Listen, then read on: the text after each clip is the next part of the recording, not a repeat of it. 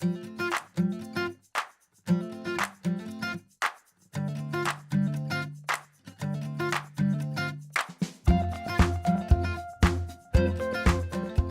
commons is at this time a very widely discussed notion. The commons is being discussed in philosophy, in economy, in anthropology, and also in architecture, urban planning and landscape architecture. We had the feeling that this was the right time to start discussing with people from other fields what these commons could imply. The commons is about spatial justice, whereas the public realm is about spatial presence. There are lots of public realms which are deeply unjust. Nazi crowds would be that way, but there's still an experience of presence. Whereas what I imagine the commons to be about is a way of managing the sharing of people in space so that a kind of equitable relation between them adheres.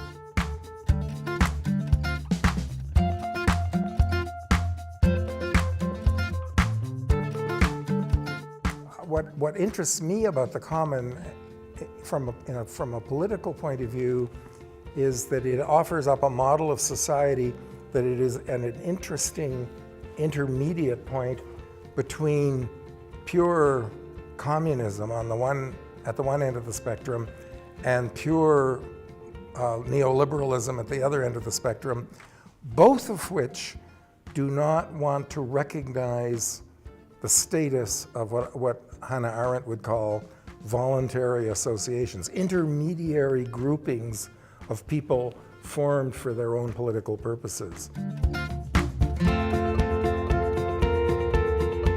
We have one tree in our garden, and in fall there are many the leaves are falling down.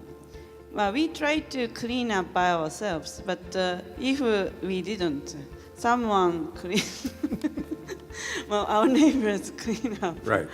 So this is a kind of the common to be care to each other, and so that means that the street is a kind of a common space from the neighbors. We've been very happy to collaborate with visiting professors of Atelier Bow-Wow, which indeed have brought us some approaches, but also some tools to start to think what the commons could be about.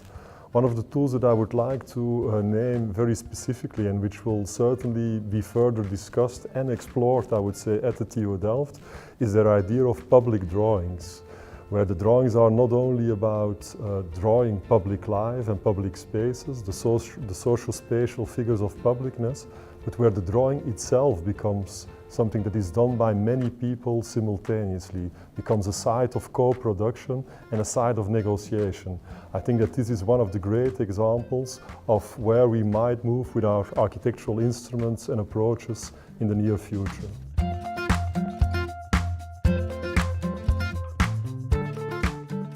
I'm very pleased to be a part of celebrating the professorship of Atelier Bow-Wow because I've been an admirer of their work for a long time.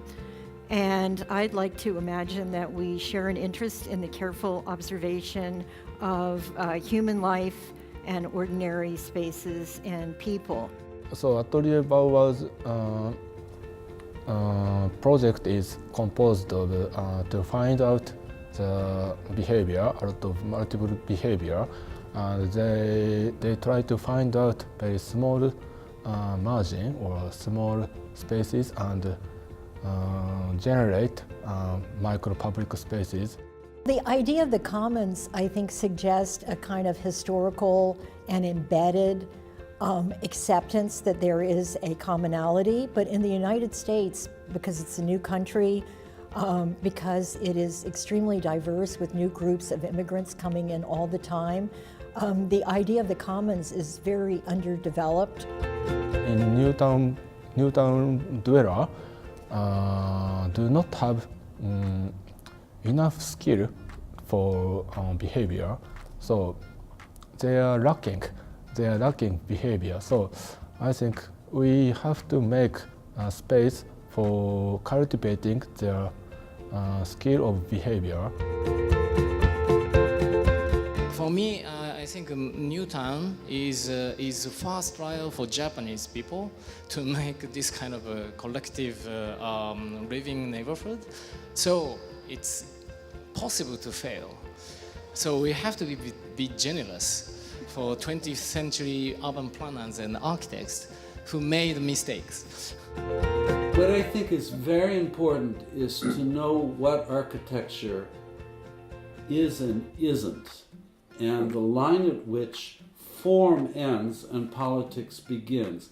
If you, from the beginning, think that all space is political, it means that the forms only have value as they enable your side to prevail over other sides. And you, as architects, want to protect yourself from that. You want to be something that's not an instrument of debate and aggression, something that lies outside of that, which is useful for that, but is not simply a tool of political conflict.